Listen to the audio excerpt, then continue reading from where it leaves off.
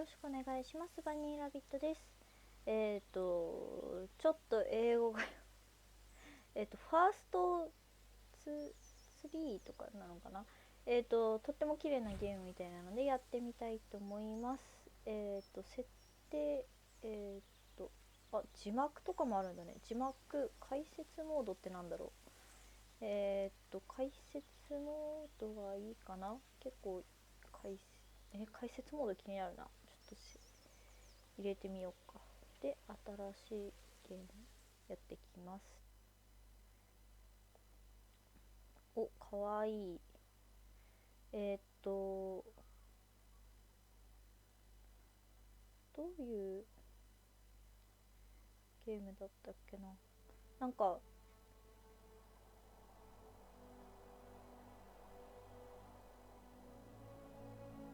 Hi, my name is David Whaley, and I'm the creator of the first tree.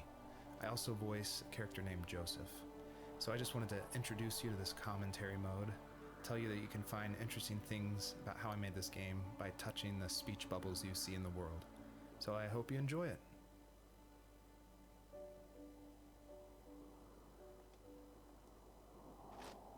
Enjoy ということらしい。 Are you awake?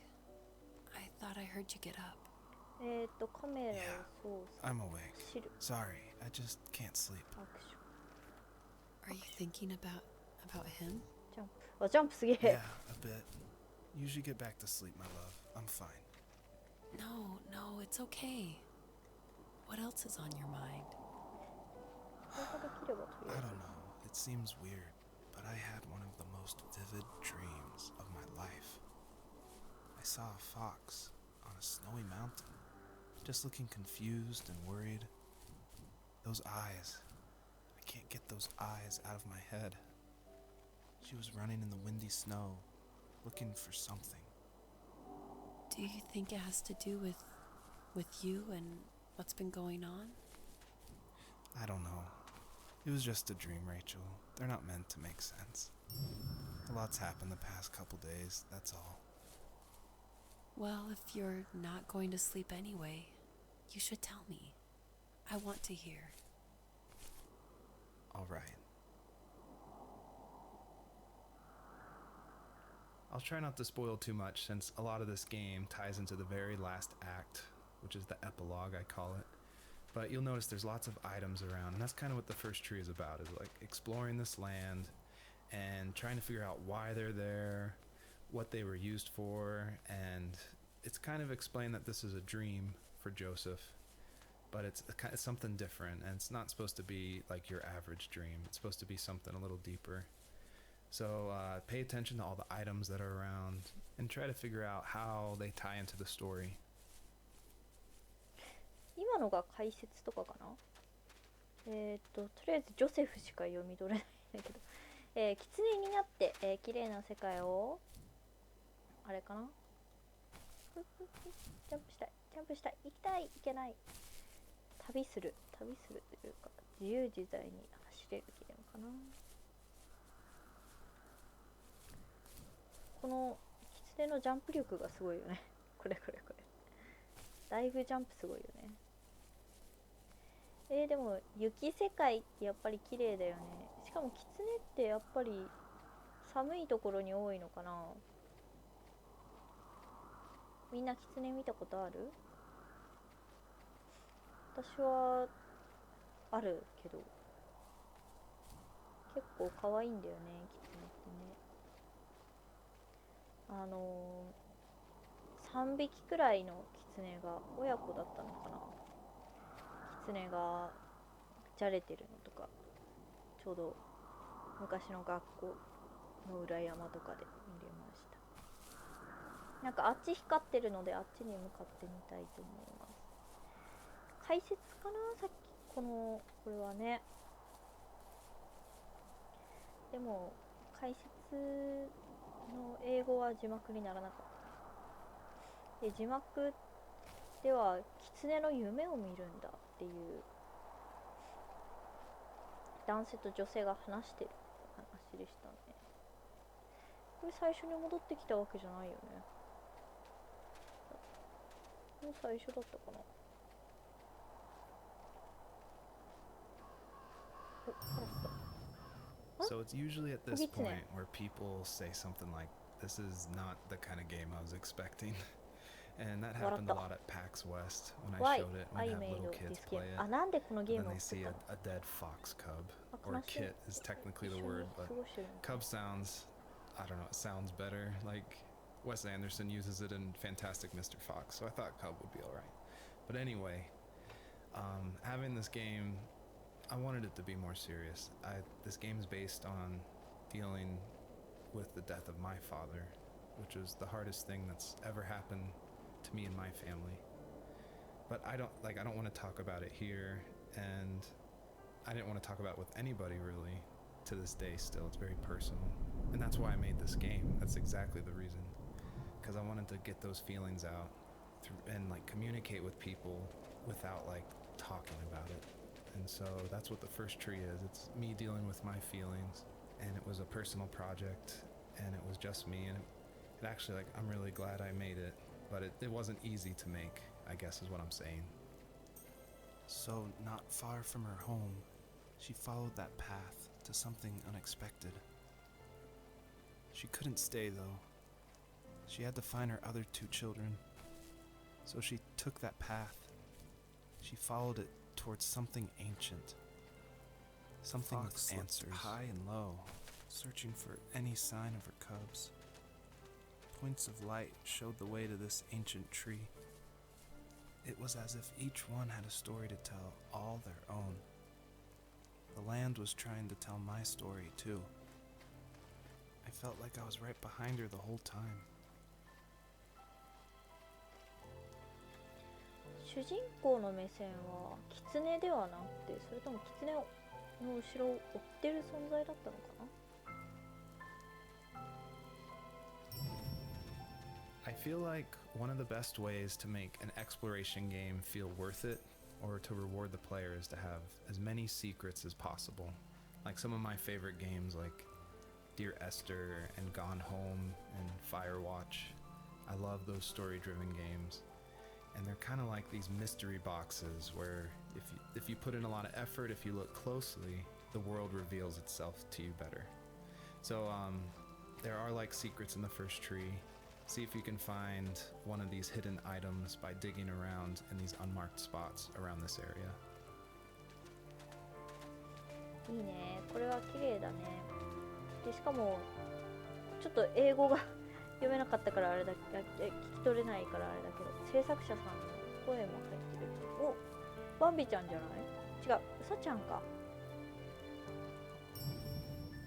The bunnies were added because my wife, Elise, who also voices Rachel in the game, who's also helped a ton to make the game, as we were playing, she just said the world felt kind of empty and not alive enough.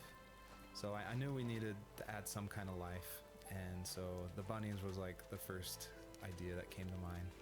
And like most of the game, I used like publicly available assets to speed up production because I was working full-time along with making this game, and we just had our first baby, a little girl named Evelyn.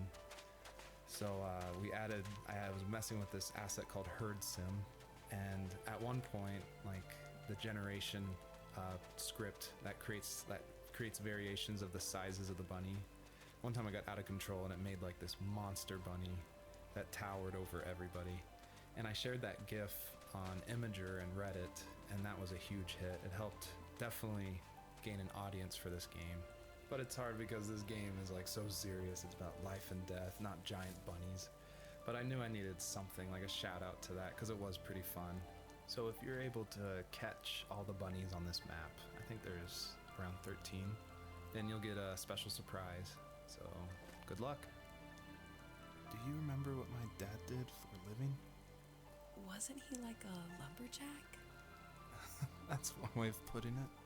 If wood was a canvas, then a carving knife was his paintbrush. Even after working a 50-hour week, even after his hands were more splinters than skin, he would bring home the nicest piece of Alaskan weeping cedar and make me toys. That wooden train was the first toy I can remember, and I loved it. I just knew from a young age I was going to be a lumberjack, like my father. この主人公の男の人はお父さんのことをすごい尊敬してたんだね。で今、あった木の、列車みたいなものをお父さんが作って、木こりのお父さんが作ってくれた、ものだったのかな。このキツネの顔かわいいよね。これこれこれ。あ、でも結構凛々しい。こ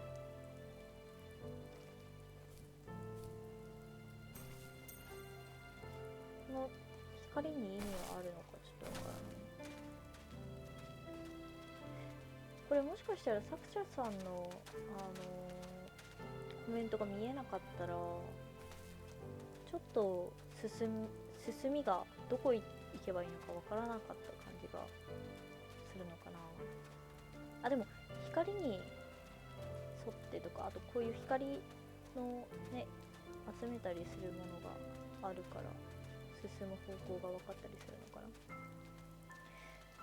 ここは精神世界だったりするのかね。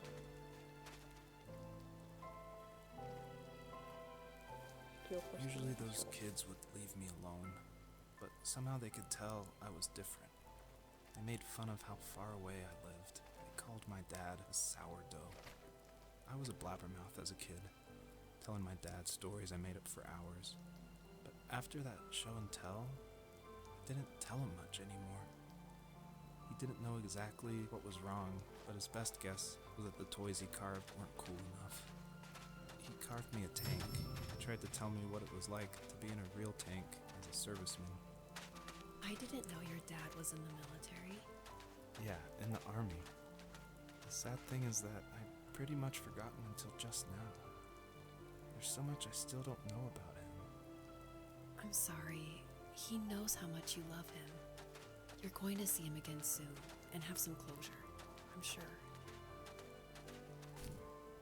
A lot of people have gotten confused why Joseph's father is called a sourdough, and it's not stated outright at the beginning of the game, but Joseph and his dad, they grew up in Alaska, and I don't have a real connection to Alaska except through friends who lived there, and it was also the place that me and my dad were gonna go right before he passed away.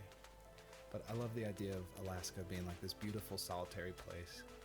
But anyway, what that has to do with sourdough is it's an Alaskan slang term about like someone who lives in the backwoods, like a redneck in Alaska.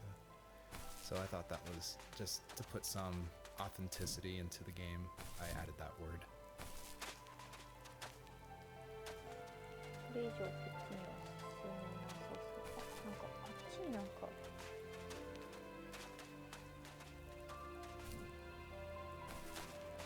お父さんが軍人だったと。ただそれを最近まで忘れていたってどういうことなんだろうね。あそこまでの生き方があるのかな。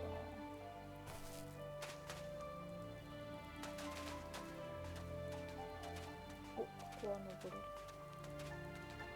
で、今大きな戦車があったよね。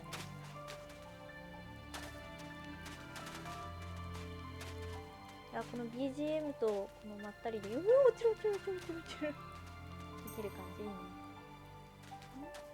これも、ここはジャンプか？これジャンプだ。これもあれかな？お父さん作ってくれたのかな。いいね、広い。左側にまだなんかありそうだね。で、女性と男性一人ずつでお話が、対話している感じで進んでいる。そんなこと知らなかったわって言ってるってことは結構近しい存在だったりするのかな。まあ、例えば結婚してるとかお友達とか。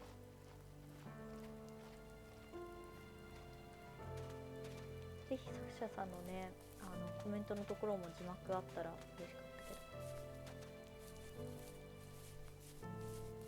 ど。誰か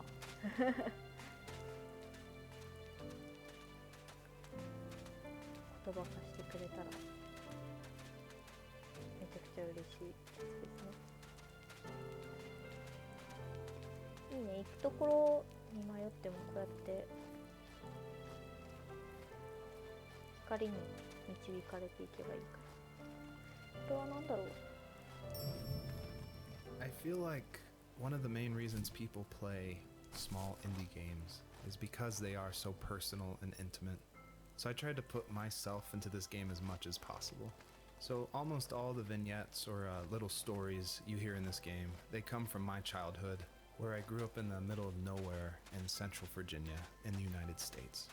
So yeah, that's probably why I love games like this so much, where you explore this open, wide environment and just find interesting things, because that's exactly what I did as a kid. 今の場所で冬を過ごしてたりとかしたのかな。なんだろうこれ。あ、段ボールだ。やっぱりなんか思い出が散りばめられてるのかな。さて、右側に行きたいんだけど、なんか行ける道とかあるかな。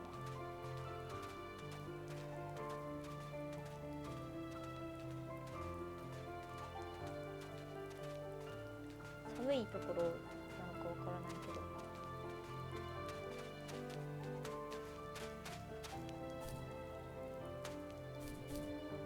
ジャンプジャンプジャンプ。あっちも光ってる。取り忘れかな。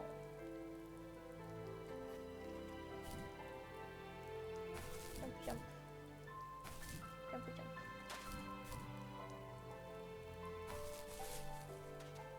結構行けない場所がないと。ああ、これでもこれ取ったら戻れる。あっちにも光があるのがちょっと気がかり。もしかしたら取り忘れとかかもしれ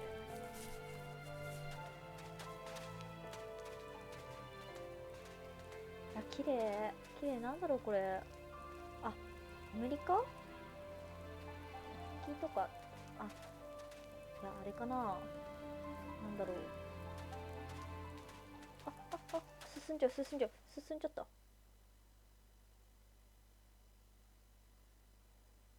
取り逃して進んじゃった。お、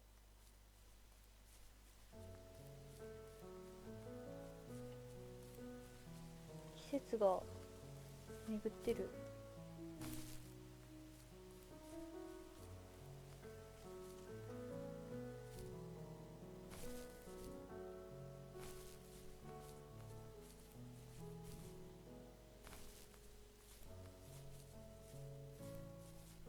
今度は秋かな。冬の次秋って逆だね。遡ってる感じなのかな。This is the level that I showed at PAX West, which was a crazy dream come true, that this hobby project was being shown next to all these amazing indie games. So I decided to show this level because it's smaller, there's like some jumping puzzles, and I thought it was a good entry into the game. But the one thing I can't seem to forget is right before we opened to the public, there was an indie dev superstar. Like, you've definitely heard of his games. And I was like terrified. He wanted to try it out. So I said, of course, like, please give me your feedback. And he was super nice, super talented, of course. But this embarrassing bug happened, which I'd never seen before in my life, where when he dug the item up, he jumped right after, and it created the dust cloud to permanently be on the rest of the level. It wouldn't turn off. So it looked like this fart cloud following the fox as it just kept running with this beautiful music and serious voiceover. And it was horrible. I think about that every time I look at this level. But, you know, I was able to fix it, so I'm glad someone could at least find that bug. My teenage years were full of sketching, angst, and trouble. I wasn't popular or unpopular. Maybe just forgettable. I guess that gave me a sense of freedom. So I hung out with crazy kids, doing crazy things, even though I mostly just watched the chaos ensue. We did it all. Put fireworks in mailboxes, hide roadkill in people's garages, break windows of the barber shop in Anchorage. My dad was furious, but he was so busy working he couldn't do much to stop me from going out. I think being an adult means there's no one to stop you making hard decisions. He had to make a living, and he couldn't be in two places at once. Yeah, I realize that now. But at the time, I was sure he was more interested in growing his business than what was going on with me. I always wanted this game to be very meditative and relaxing, but I know there's a balance between keeping the player's interest. So I added this butterfly jumping mechanic just to spice things up. I used a plugin called Playmaker for Unity, which in a visual editor lets you do interactive things, which is perfect for me because I do come from a film and design background. But on the flip side, I really wish I was good at code, because this jumping mechanic, the jumping mechanic in the whole game actually has frustrated a lot of players. But hopefully I've been able to fine tune it, so it should feel a lot better now. I would just hate that this meditative game would get frustrating, so I've definitely I've lowered the gravity, I've made the jumps more consistent, so hopefully people can just focus on the world and the story.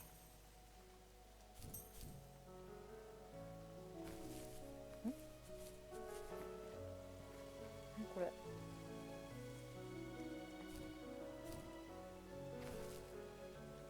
2段階ジャンプとこの蝶々のマーク、あ、ここで2回ジャンプをすればいいと。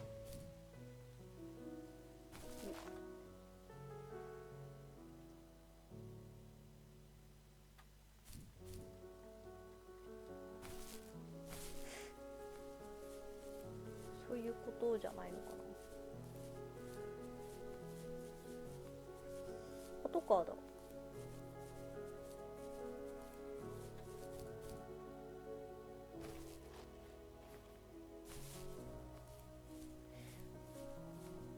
主人公は結構やんちゃだったんだね。で、パパが結構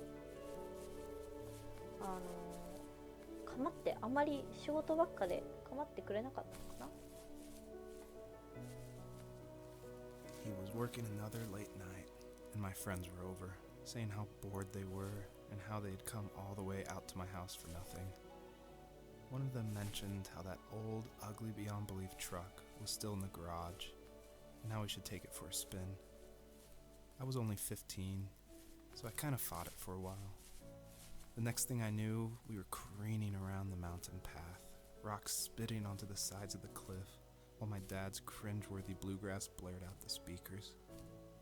I drove while my friends were in the back of that yellow and purple truck, throwing beer bottles and trash at anything remotely interesting. Felt like I was soaring in the air with borrowed wings. But all good things have endings. A cop outside of Eagle River pulled us over after he saw us in a bottle rocket into someone's yard. What followed was a long night of talking to disappointed adults and feeling smaller than ever.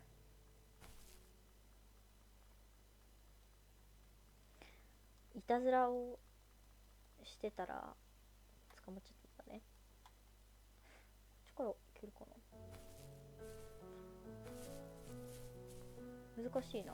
先がわからなくなってきた。どこに行けるのか。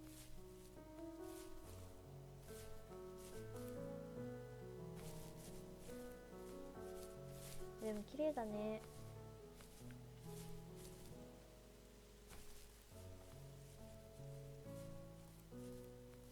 あ、ここで終わりかな。あ、そっか。これでも光ってない。あ、今までのところに戻ってきたんだ、これは。なるほど。向こう岸に行かなきゃいけないのかな。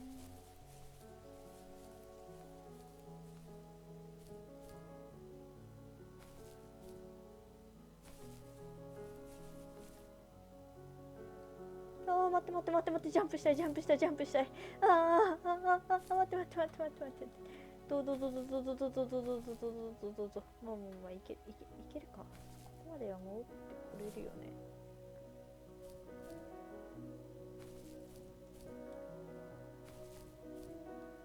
もう眠たくなってくるね。これ素敵だわ。ちょっと待って、素敵すぎて眠たくなってくる。この穏やかな。これ春夏秋冬全部巡るのかな。あれいけない？もしかしていけない？あ、なんか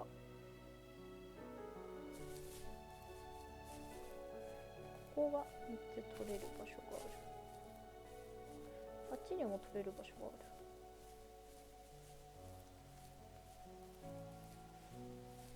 蝶々の場所での2段階ジャンプだよね、多分ね。あ、なんか後ろ。これは何だろう。カメラか。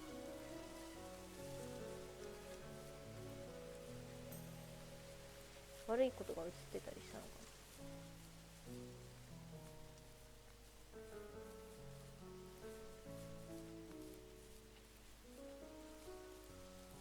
あそこから2段階ジャンプで行くことができるのかな。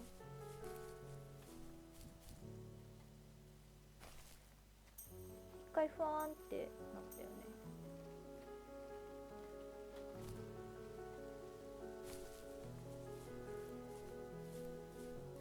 これは何だろう。掲示板とか。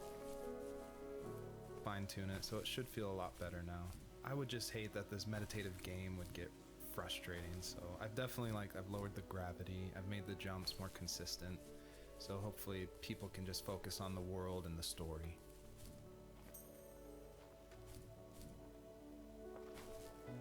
なんだろう、あんまり関係なかったのか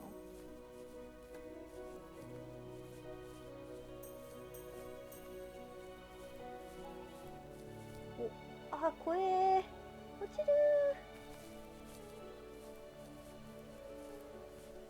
お、なんかいくつかバタフライゾーン。あ、なる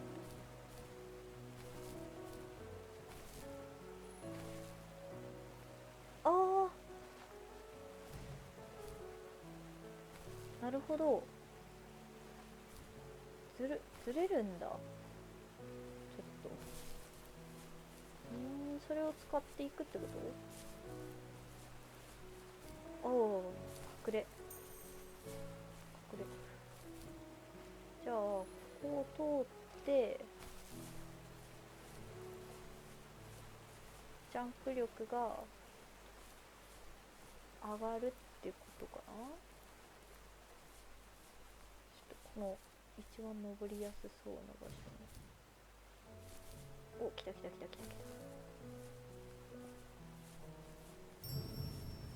My biggest hope for the players that are playing is that they realize how similar these two parallel stories are, of this fox looking for her missing cubs and also of this son reconnecting with his father. And so I try to add little touches in the voiceover and in the environment to help draw those parallels, even if they seem totally dissimilar. A big example is the truck, for instance, that Joseph grew up with. It's purple and yellow like the butterflies for this fox. So I tried to add as many touches like that throughout the story as possible.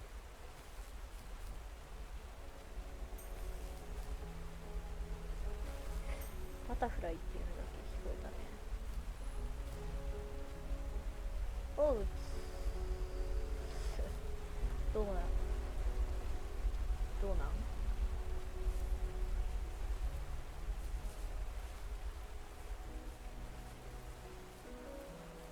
これはなんだ？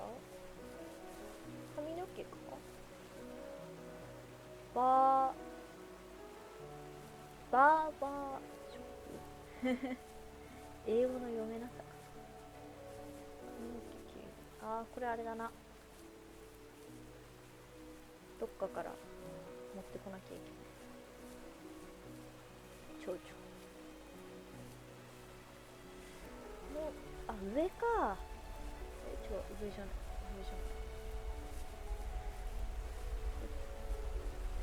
蝶々連れてこいってことですね。多分そっちで合ってるよね。それ以外、あ、でもこれ聞いてないんじゃない？もしかして聞いたっけ？ You may have Swimming. noticed there's a little pond here, 泳 and げる。 believe it or not, I tried everything I could to get swimming working in this game, and I just could not do it, unfortunately.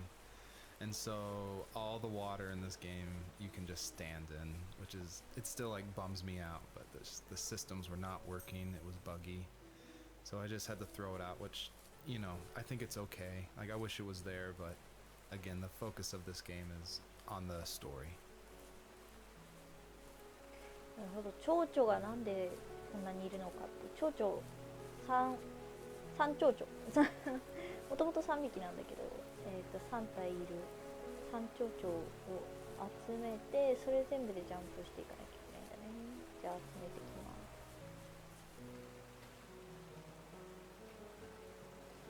意外と順番と方向があって大変だったね。じゃあ待ってよ。ここ最後ね、ジャンプしないと登れないと思ったら、反対側の大きな石の方から。 My friends would laugh about that night and talk about how crazy it was, and I laughed along, pretending it didn't bother me.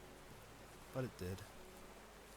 I imagined my friends growing old in the bush, unable to find that thrill in those godforsaken ice fields.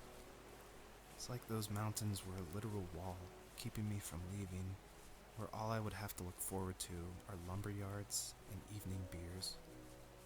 I had to climb over. That was my only goal for a long time.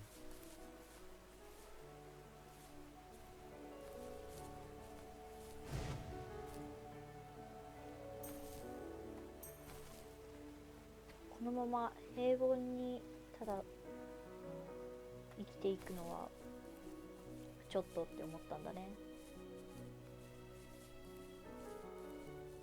この壁の中で生きているだけは。 If there was some way I could take my love of drawing and turn it into a way of escape, nothing would make me happier. I wanted to create instead of tearing trees down. I wanted to move to the lower 48, not because I hated it there in Alaska, but I hated the idea of it. It's like all of that spite inside me had created this monster which followed me around my whole teenage years. I put so much energy into doing what others didn't expect of me. Why did I do that? There's one fact you're forgetting, though. If you didn't have that fire in you, we probably would have never met. You're absolutely right. Maybe the destination is all that matters in the end. But then why am I awake? Why am I seeing this fox go on her journey? And why can't I stop thinking about my dad? お父さんの背中を追って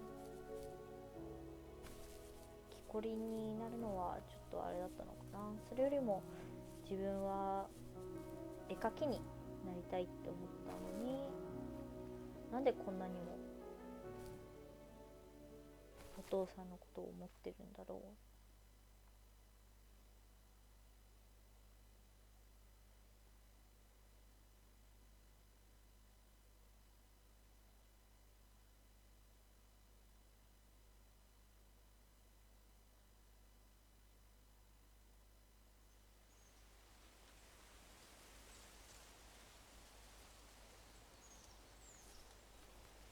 お、夏かな。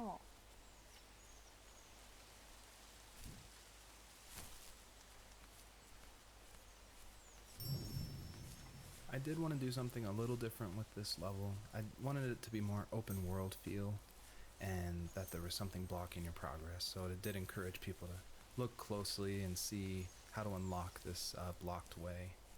And I do like just walking around this level and listening to the beautiful music by Josh Kramer. His work really sets the mood for the whole game. これオープンワールドか、よく考えたら。My dad built a lot of stuff in his free time. If he wasn't watching fly fishing or reading Tom Clancy novels, he was carving something.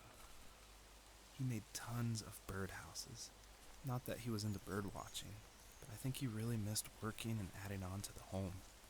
If he couldn't afford the time to build onto our own house, he would have to settle with watching birds move into their little homes. We kept an old mattress in the bed of that ugly yellow truck, so we would drive it deep into the woods and then watch the birds fly into their houses while the sun set. Usually it was accompanied by venison jerky or a cold Coke, but not a lot of talking, which is how we both liked it. Earlier I said I just love going through video games and exploring, like looking at every nook and cranny and just trying to find little details. And I think that started because in middle school and high school, I would make mods for my favorite games, namely Jedi Knight, Jedi Outcast, and Far Cry. And I loved like this huge world of mod makers who would make these levels and it'd be like the most random creative things, and I would just love exploring, usually multiplayer levels by myself. So even though I went to college for film, before that, like before high school, I was making video games and mods, and it was my favorite thing in the world. I made a ton of different levels. I made an abandoned space hotel with a dance floor and cafeteria. I made a haunted campground with cabins and tents.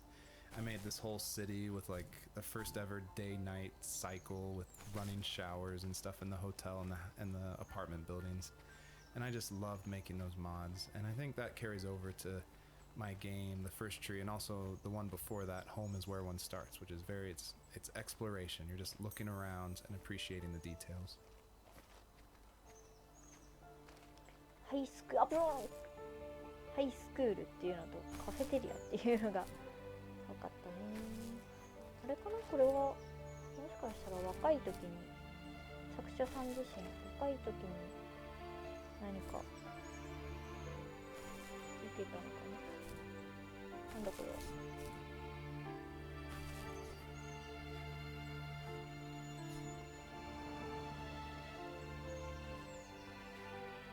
なんだろうこれ。3分の1。集めるっていうか3箇所あれを見つけなきゃいけないのかな。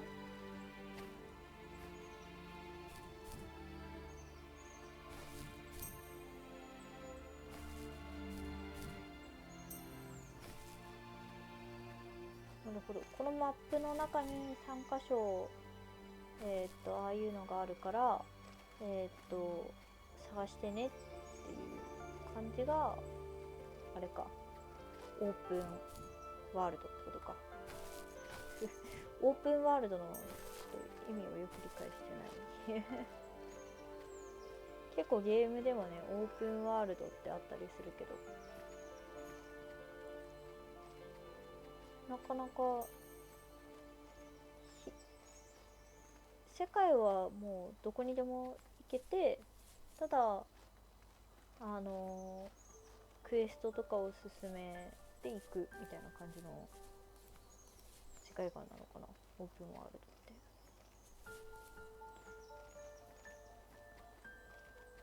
モンスターハンターくらいはやったことあるけど。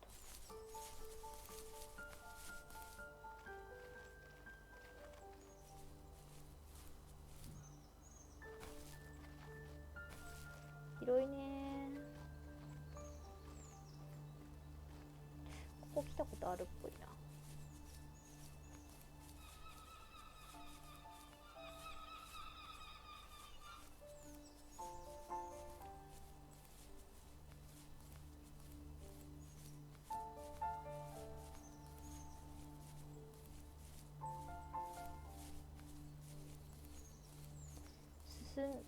進んでるのか不安になるね。あ、光がある。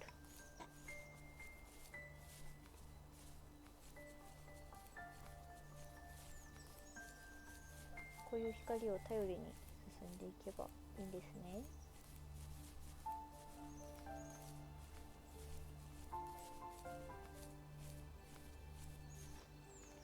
これは主人公の夢の中とかなのかな。あっちにもある。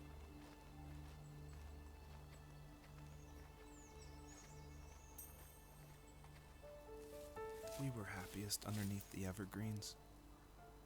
We decided it was time to finally map out the hundreds of acres we lived on just to pass the time during the summer. He was only free in the evenings, so I would spend the day wasting time on dial-up internet and sketching, and then we would rush into the woods, pen and map in hand, before evening fell. Sometimes, the aurora borealis would cast a cold green glow on the mountainside, and we would finish our route underneath a twilight sky. Sometimes I was lonely during those summer days, but there was comfort in the routine. A lot of teenagers aren't looking for the daily grind, though. There's nothing wrong with wanting to get out, to leave your childhood home. You wanted to progress, to make something of yourself. Yeah, you're right. That house. I'm sure it's the same as how I left it. But then why does it feel so different? I doubt you're the only adult to have looked back and asked that question.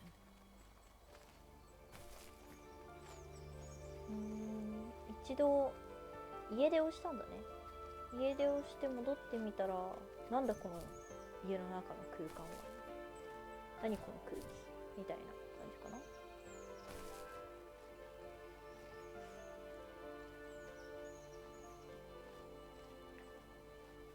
実際自分がね、家を一度出ると、確かに実家は何だろう、実家じゃない感じというか、そんな感じがする。さっきの場所、なんか間違ってたかな。Earlier I said I just love going through video games and exploring, like looking at every nook and cranny and just trying to find little details. And I think that started because in middle school and high school, I would make mods for my favorite games, namely Jedi Knight, Jedi Outcast, and Far Cry. And I loved like this huge world of mod makers who would make these levels and it'd be like the most random creative things, and I would just love exploring, usually multiplayer levels by myself. So even though I went to college for film, before that, like before high school, I was making video games and mods, and it was my favorite thing in the world. I made a ton of different levels. I made an abandoned space hotel with a dance floor and cafeteria. I made a haunted campground with cabins and tents. I made this whole city with like the first ever day-night cycle with running showers and stuff in the hotel and the apartment buildings. And I just loved making those mods, and I think that carries over to my game, The First Tree, and also the one before that, Home is Where One Starts, which is it's exploration. You're just looking around and appreciating the details.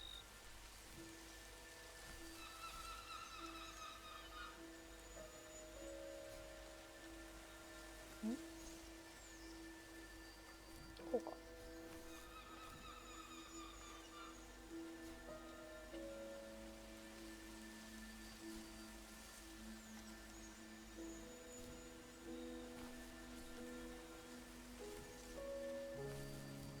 もう一箇所見つけたはいいけど、これどうすればいいんだ。あ、できたできた。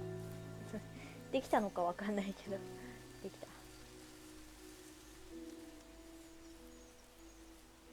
で、もう一箇所探したらいいんですね。光ってるところに行ってみましょう。結構意外と広かった。こっち来たと思ってたんだけどね、勘違いだった。いけよしよしよしよしよし。意外と空中で調整するのが難しかったり。夏だね。春も見たいね。絶対春あるでしょ。お、光が見えてる。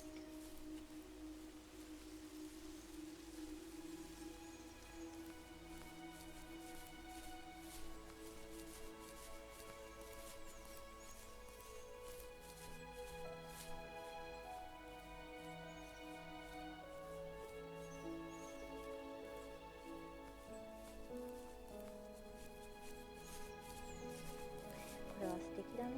ああ、どうやって行くんだここは。もしかしてめちゃくちゃジャンプをしなきゃいけなかったりしますかね。アクションですか？苦手な。アクションが苦手ですよ。Almost all stories follow the same kind of structure. And it starts with an inciting event, and then there's rising action, and then there's a climax, and then there's falling action.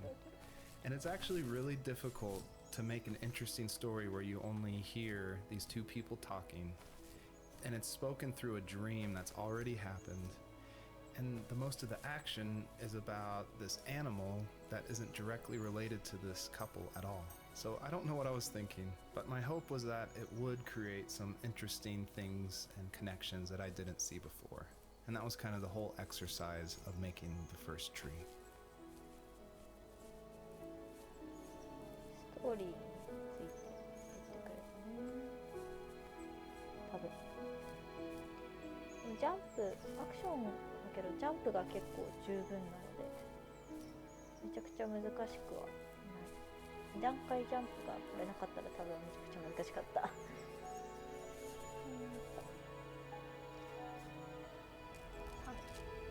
これでいいんじゃないですか。3分の3終わりましたよ。どこだろう、どこ行けばいいんだろう。あ、光ってる。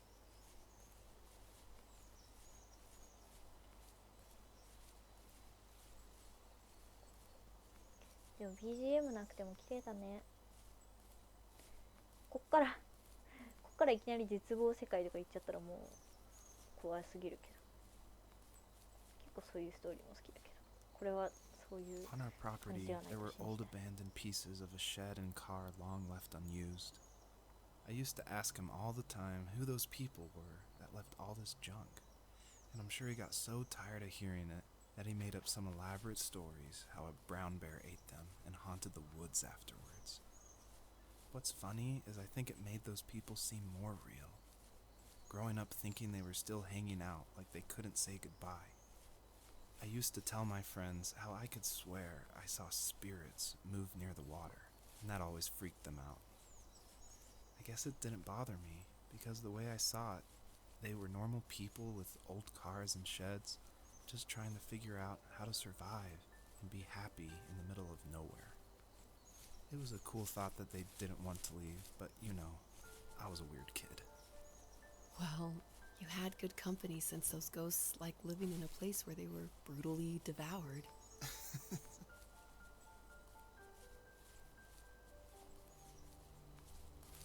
小さい頃から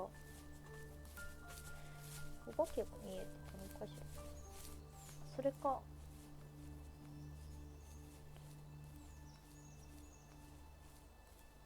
感受性が豊かであったのか。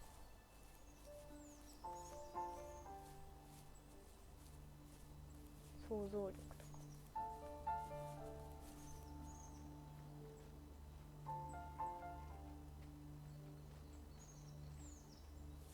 さあ、でここからこれさっきの場所じゃなくて光ってたのって。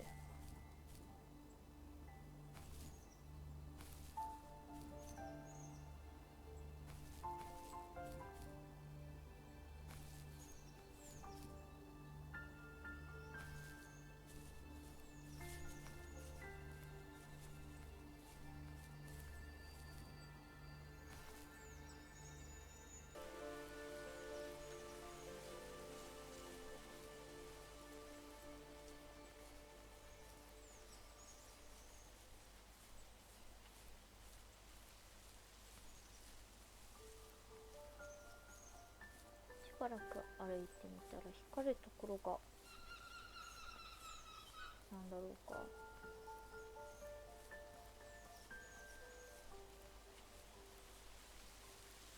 先に Even at my most distant, at the times when I detested him the most, he kept reaching out. For a year straight, he asked me every week when we were going camping. I thought he was just dense. Eventually, to shut him up, I agreed. We carried out the worn lawn chairs from the garage and set up a cinder block campfire at the site we'd always used behind the house. We walked down the mountain path talking in the warm sunshine we only got a couple months of the year. Those 3 obsidian rocks shimmered alongside the shore, almost like sparklers pressed against a dark window. I'll never forget that wet stone on my feet, or how those massive mountains looked even bigger in the lake's reflection. I felt small, but grateful. As the sun set, my dad found something I hadn't seen for a long time. The tree where I'd made my first carving when I was 6. I hadn't even carved it. My dad had helped me, but I still called it my tree. Something about seeing my name there made me open up, and we talked about everything that night in that old camouflage tent. I told him how much I loved sketching and design, and how it would be a dream to study architecture in Seattle. I told him how I didn't get along with my friends much anymore, but that I didn't mind being alone. He told me he was there for me, and he joked that if all he had to do was write my name on a tree to finally get me to talk, he would have left me carved logs with novels on them in front of my room every morning. I don't know why it took me that long to realize it, but it was then I knew how much he had sacrificed for me. I don't think The First Tree could work at all without the music by Josh Kramer. And his music, it's actually publicly available to license, and so it was affordable for me since this was a hobby project. And it's something I like to tell new indie developers all the time, like, you can't afford that composer, you can't afford a full-time programmer, you need to cut corners and finish your game, and the way to do that is to use these amazing publicly available assets that anyone can purchase and license. And so his music is incredible, and I actually haven't talked to him that much, I've just emailed him. But his music was nominated for Most Emotional Music at the Emotional Game Awards in France, and he's just a really nice guy. And I think there's so much amazing content out there that if you're thinking of making a game, like, look around and see what you can make work on a tight budget, because it worked really well for The First Tree. The perpetrator stood nearby, unfazed, like nothing was wrong. My dad is dead, and he's never coming back, Rachel. I can tell you these stories, but I can never reminisce with him again. He can never hold a grandchild that we'll probably never be able to have. I can never talk to him again, and I'll never be able to say I'm sorry for everything. It was really important to me that the wolf in this story that takes the fox's cubs, that it wasn't explained at all. Like, it's just this entity that's in the background. And of course, it's supposed to represent something bigger than a wolf or even the fox. It's supposed to represent, like, the specter of death. And it comes when you least expect it. There's no justification. He's just there, always watching.